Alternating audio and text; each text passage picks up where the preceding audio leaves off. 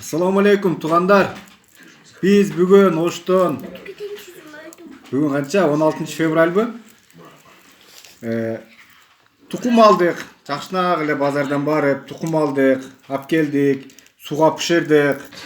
Суға пішіріп, тамаққа қошып жейлі дедік, бала чақа менен.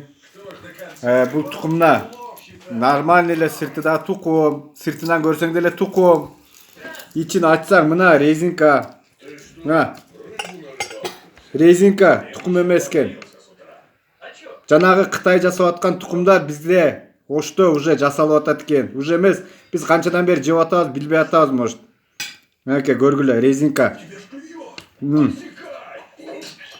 Тұқымда болбойт да. Этият болгула тұқымдаларда. Мына кийинкисин да көрсөтөлү. На. Резинка. Этият болгула. На. Көргүлө. Тұқым эмес бул. Болушунча таркатып койгула. Тұқым алганда этият болгула.